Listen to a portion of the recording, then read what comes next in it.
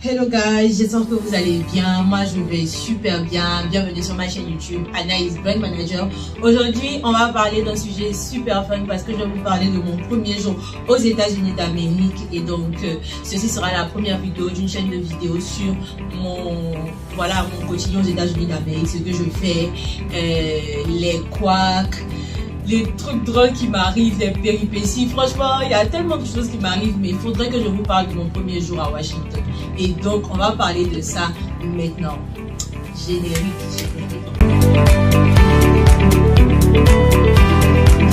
Alors, je suis aux États-Unis d'Amérique depuis 3 mois. Et donc, depuis 3 mois, pour un programme bien précis, le programme CCIP. C'est grâce au programme CCIP que je suis aux États-Unis et donc j'ai été sélectionnée. Le programme CCIP, c'est le Community College Initiative Programme, un programme du département américain donc permet à plusieurs jeunes de venir avoir une expérience académique et professionnelle aux États-Unis. Et donc, comment je me suis retrouvée? Avant de pouvoir parler de tout ce qu'il y a aux États-Unis et tout, parlons d'abord de l'avant. L'avant, c'est que je fais du branding, je fais du marketing à Abidjan et donc je suis consultante et aussi formatrice et j'accompagne les gens donc dans la construction de leur image de marque, la personnalité publique et puis des personnes qui veulent avoir une image de marque, donc positionner leur image sur les réseaux sociaux mais aussi dans la vraie vie parce que le personal branding c'est aussi ça. Et donc je postule au programme Community College Initiative Programme parce que chaque année j'ai des objectifs et donc je commence déjà à me préparer pour 2023, mais en 2021 j'avais mis dans mes objectifs de pouvoir participer à des programmes et de pouvoir postuler, pas participer mais de postuler en fait le truc, je devais postuler à des programmes. Le truc c'est que j'ai oublié que quand tu postules tu dois participer et donc du coup j'ai postulé au programme CCIP, tout se passait bien. Pause. Durant cette vidéo là il y aura des mots franglais qui vont apparaître pendant que je vais parler en français, je vais mettre des petits mots anglais. C'est pas parce que je comprends pas, c'est parce qu'à force de faire comme si je ne comprends pas, je ne comprends plus. Vous savez, quand tu arrives aux États-Unis, quand tu parles un peu en français, là, faut mettre un peu les mots anglais pour dire que je ne suis plus en Côte d'Ivoire. Mais à force de faire ça, à ma maman, il n'arrive plus, c'est resté dans ma tête. Donc, si vous voyez qu'il y a des mots que je dis en anglais dans notre vidéo, là, je vais mettre juste la traduction là, si j'ai le temps d'éditer, bien sûr.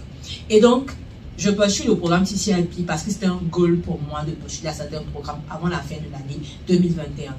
Et je n'ai pas beaucoup d'attentes par rapport à ça. J'ai pas beaucoup d'attentes, je postule et puis j'oublie. En février, une de mes collaboratrices au travail me dit qu'elle a été sélectionnée pour le programme. Et donc, je vais regarder mon mail et je vois que j'ai été sélectionnée aussi.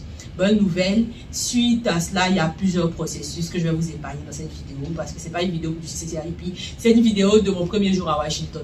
Et donc la bourse, en fait, je passe le cycle des interviews. Après le cycle des interviews, je passe le test d'anglais. Après le test d'anglais, je passe les examens et tout. Et maintenant, on attend le retour du département américain pour donner la liste finale des personnes après la sélection. Donc entre les 1000, après les 1000, les 19, après les 19, maintenant nous les 11, je suis parmi les 11 et le départ est prévu pour le 17 juillet 2022. Alors, je suis au courant de notre date de départ quand je sélectionne, c'est-à-dire en mars, avril, quand les sélections sont terminées, que je sais que je dois partir. Mais en janvier, j'ai fait un programme, tout plein de programmes sur les formations que j'avais données en Côte d'Ivoire, sur beaucoup de formations on-site, parce que j'avais vraiment prévu que cette année serait une année de formation pour des personnes qui veulent apprendre le branding et le marketing digital. Et donc, c'est ce que j'avais prévu faire. Mais l'on propose et Dieu sait faire vite, il dispose vite. Du coup, c'était un bouleversement dans mon programme. Je me suis dit, mais comment je vais faire tout ça? Anyway, les États-Unis, comparément à ce que j'avais prévu, c'est une grande opportunité. Donc, j'ai pas voulu cracher là-dessus. J'ai été sélectionnée, je pars. Je viens aux États-Unis avec beaucoup d'attentes. Donc, moi, j'ai beaucoup d'attentes. Pas par rapport au pays, par rapport à ce que je vais faire comme action. Mais avant d'arriver et tout, sur le processus, je devais voyager pour arriver. Donc, dans l'étape du voyage, je devais voyager à 23 h. Donc, on devait être à l'aéroport à 21 h. Ma maman habite en Dautré. Parce que j'ai déménagé ma maman juste avant de venir. Et je quitte en Dautré le matin à 8 h. Et on arrive aux environs de 10 h, 11 h à Kumasi. On passe du temps ensemble et puis finalement on arrive à l'aéroport à 16 h. Pourquoi? Parce que je connais les embouteillages. Et vous savez, dans la vie, il ne faut pas tendre le bâton pour qu'on puisse te taper avec. Je ne vais pas venir m'asseoir pour dire non, je vais partir à 18 h. Et s'il y a embouteillage? Non, je ne peux pas. Et donc c'est ici que je me rends à l'aéroport beaucoup plus tôt et c'est l'heure du décollage à 21 h, on s'enregistre à 22 h en décolle pour atterrir à Paris le lendemain à 10h. C'est quoi mes impressions quand j'arrive en France? Rien du tout. Je suis toujours dans un mood de grateful. Je suis vraiment, voilà, ça a commencé. Grateful. Je suis vraiment reconnaissante parce que là, c'est un mood de Dieu m'a choisi alors que j'ai pas fait beaucoup d'efforts. J'ai pas prié fort les combats spirituels pour pouvoir voyager. Non. Mais j'étais vraiment dans un mood où j'ai pas fait tout ça. Mais comment ça se fait que j'étais sélectionnée parmi toutes ces personnes-là? Et j'étais vraiment dans un mood de reconnaissance à Dieu. Trop reconnaissante. Et donc, je ne me rendais pas compte de France et autres. J'étais vraiment focus sur la gratitude, ce que Dieu a fait pour moi. Et donc, après l'escale, on se repose un peu l'après-midi. On voyage pour Washington maintenant, donc pour les États-Unis après l'escale. On fait à peu près 9 à 10 heures de vol, je crois, hein. C'est 8 heures. On a fait 8 heures de vol et on arrive à Washington l'après-midi ici, donc disons qu'il était 15h, 16h par là, donc 16h. Quand on arrive, nos coordinateurs sont là, ils nous accueillent. Bon, on arrive à l'aéroport de Dulles et puis on nous dépose en Virginie, qui est juste à côté de Washington, un état qui n'est pas loin. 15 minutes même de voiture. Quand on arrive, je retrouve mes roommates et donc les personnes avec qui je vais partager mon appartement. Puisque le programme, si il fait d'autres programmes subventionnés où vous avez vos appartements, donc le logement, le transport, l'université, tout est compris dans la subvention. Et j'arrive là et toutes les autres participants des autres pays, donc qui se partagent la maison avec moi, ils sont là. Sauf une, donc l'indienne, qui s'appelle Dana, qui est restée à l'aéroport parce qu'elle avait perdu ses bagages. On l'avait rencontrée à Paris même, cette fille-là. Et qu'elle est super cool. Donc, elle est super, super cool. Quand on arrive, je retrouve Amira de l'Égypte, l'Indonésie, Cornelia, Turquie, Irène, Colombie, Valentina et voilà, et Dana qui vient de l'Inde. Et donc, je dors avec celle avec qui j'ai débarqué dans l'appartement au même moment, c'est-à-dire Amira l'Égyptienne. Donc, on commence le programme, c'est un programme tac-tac. C'est un programme qui commence avec beaucoup déjà de détails. Aujourd'hui, on fera ça. Demain, voilà ce qu'on va faire. Beaucoup de détails. Voilà les heures. Tout est déjà pris. Tout est rangé. En fait, les Américains, ouais, ils respectent le temps. Je veux dire, les gars respectent le temps. Je dis qu'ils respectent le temps. Ils ne jouent pas avec le temps. Parce que non, il n'y a pas de jeu. Tout ce qu'on doit faire calculer à la minute près. Et on sait déjà dans une semaine, dans un mois, ce qu'on va amener à faire. Et donc, on a un mois de cours intensifs d'anglais. Mais on va commencer déjà les semaines avec tout ce qui est conseils de début sur les attitudes à avoir et tout. Et on va voyager. Donc, on doit voyager. Mais d'abord, avant tout ça, on devait aller faire une visite. Donc, la visite maintenant de Washington, qui est l'état principal où on était. Et donc, on prépare la visite et tout, avec la coordinatrice, bien sûr, et on arrive à Washington. Quand on arrive à Washington avec l'autre pays, les candidats, c'est vraiment beaucoup d'attentes vis-à-vis de ce qu'on doit voir, parce qu'on se dit qu'on a vu les États-Unis à la télévision, c'est incroyable, on se dit que franchement, on s'attend à beaucoup de choses, et c'est clair que c'est normal qu'on puisse attendre à ce genre de choses-là, puisque c'est les États-Unis. On arrive, mais je suis toujours dans un mood de grateful. Je n'ai pas encore l'excited du moment pour dire waouh, Anaïs aux États-Unis. J'ai pas encore ça. Voilà. Et je tiens à préciser que le décalage n'a eu aucun effet sur moi. C'est-à-dire que quand je suis arrivée, il était 17 heures alors qu'on a fait plus d'heures de route et tout. Je ne pensais pas à ça. Mon sommeil n'avait pas été atteint. J'avais rien eu. Donc, j'ai conclu que le décalage horaire, c'est pour les gens qui ont plus de 10 000 euros sur leur compte. Quand il y a un argent sur ton compte, tu ressens les petites pressions comme ça facilement. Moi, je n'ai pas senti ça. Je dis que il faut que j'arrive à ce niveau. Anyway, c'était une petite parenthèse. Et donc, j'arrive maintenant à Washington avec tout le monde. On arrive ensemble. Et qu'est-ce qui va se passer? Premier jour à Washington, on nous laisse aller se promener tout seul.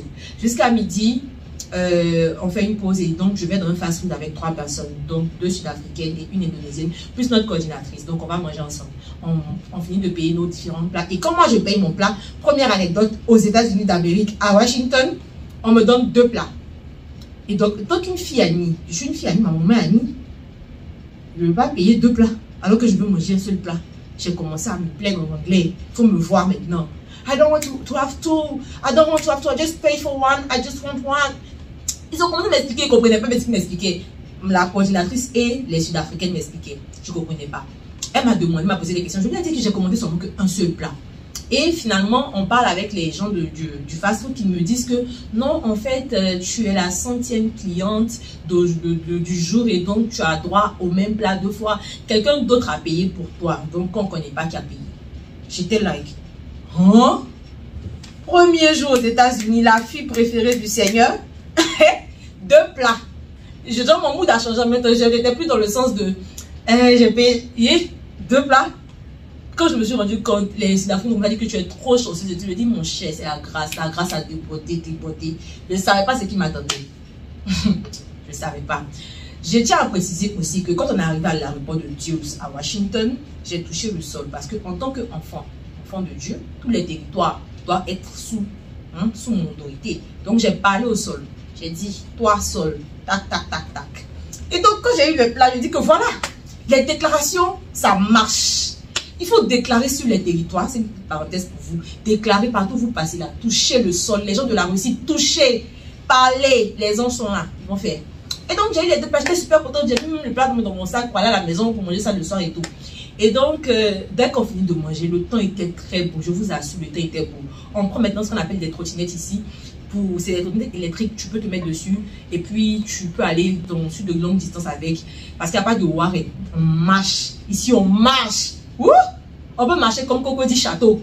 On marche ici. Et donc, on devait marcher ou prendre cette trottinette-là. Et donc, j'ai pris la trottinette. On voulait partir à la Maison Blanche. On vient d'arriver à Washington.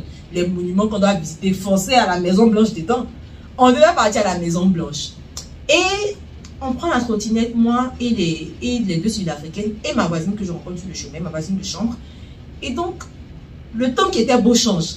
En 2 minutes, on est sur les trottinettes, le vent. C'est comme si c'était une tempête en fait. Il pleut pas petit à Washington. Il pleut pas petit.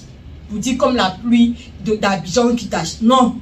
Je dis qu'il pleut fort, sérieusement. La pluie nous a chicoté en 5 minutes. Il n'a plus que 10 minutes. Maintenant de pouvoir trouver un abri et tout, quitter sur les trottinettes, désactiver, puisqu'on paye pour la trottinette avec la carte et tout. Désactiver, quitter là-dessus. La pluie m'a mouillé copieusement. Donc en courant pour aller s'abriter là, qu'est-ce qui va se passer? Deuxième chose. Donc après le plat gratuit, la pluie me mouille maintenant. Après la pluie, mes chaussures vont se couper. Donc j'ai une très belle sandale que je vais vous afficher là. Cette sandale là, je l'aime trop. J'aime trop ma sandale là. Je peux porter, attacher rapidement, tu sors avec Abidjan, c'est jamais coupé. J'ai même dit à ma maman que, ah maman, moi qui coupe chaussures comme ça là, chaussures ça va dans mes pieds, elle dit, ah c'est bien, vous partez avec. Je ne savais pas que c'est Washington qui allait couper ça. Dans ça là, chaussures découpées, il faut me voir dans Washington, je marche. Vous voyez, quand ta chaussure est coupée, puis tu marches comme ça. C'est comme ça que je marchais dans Washington. Je dis que, hé, premier jour à Washington, j'étais like, mais comment c'est possible en fait? Parce que je n'y attendais pas. C'était pas quelque chose que j'avais prévu. C'est vrai qu'on ne peut pas prévoir ce genre d'accident, mais j'aurais pu prendre une autre chaussure en fait pour pouvoir enjoy le moment. Et donc tout le monde, après la pluie, tout le monde rigolait et tout, on était mouillés. Moi je savais que je suis quelqu'un de frileuse et donc la pluie, c'est pas quelque chose de positif. Moi je ne veux pas en rire. Et de 2, mes chaussures sont coupées. Donc me voilà maintenant dans Washington.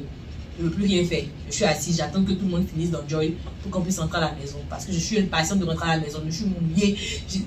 Je voulais rentrer à la maison et tout. Et donc quand on finit, on rentre à la maison, tout ça. Et ce que je craignais a fini par arriver. Je tombe malade dans la soirée, même quand on rentre à la maison. J'ai froid et tout, je tombe malade, je fais une crise. Et voilà. Ça, c'était le premier jour à Washington. Et donc, il faut savoir que Washington, tout ce que j'avais prévu visiter, j'ai rien visité. J'ai absolument rien visité. Je vous assure, les gars, j'ai rien visité. Tel qu'on a fini dans le fast-food, on a traversé l'eau, on avait vu les différents monuments sur l'eau et tout. Où on devait aller bien visiter. Les gars sont partis, ils sont allés à la Maison Blanche, ils sont allés au Capitole et tout. Je ne pouvais plus rien faire. Je suis restée là. C'est juste peut-être 2 semaines après, quand j'ai pu me rétablir et tout, que j'ai pu faire mes visites. Je suis allée avec le reste du groupe. On est reparti plusieurs fois à Washington. C'est pas trop loin de chez nous. On est reparti plusieurs fois à Washington. Mais pour un premier jour à Washington, qui était censé être waouh, moi, je me suis reposée pour admirer la nature. J'ai admiré les gens passer, je regardais les gens. J'étais pas triste, j'étais pas aussi contente. J'étais juste impatiente de rentrer à la maison pour pouvoir sécher et tout. Mais bon, après, on a relativisé avec les autres, on était mouillés ensemble. On a essayé de relativiser, on a discuté et tout. Mais ça reste quand même quelque chose qui restera dans mon cerveau. Je voulais que ce soit un jour qui allait me marquer ma vie. Non? Cette journée-là a marqué ma vie en tout cas. Et j'ai beaucoup d'autres anecdotes comme ça par rapport à ma vie ici aux États-Unis.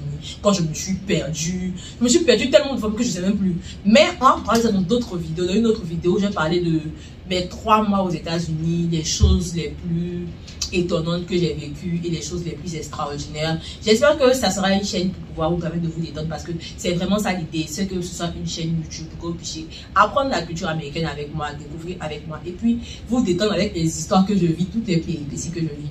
J'espère que cette vidéo a été donc pour vous instructive, amusante et voilà, relax. Prenez soin de vous et ceux qui veulent des informations sur le programme CCIP, je mettrai le lien du site internet CCIP dans la description que vous pourriez voir pour avoir beaucoup plus d'informations sur le CCIP.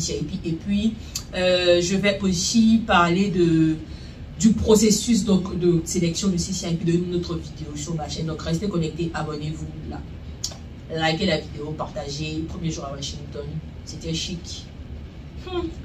Premier jour à Washington. Anyway, prenez soin de vous. Je vous aime. Anaïs, Brand Manager. Anaïs, Brand Manager. Big up.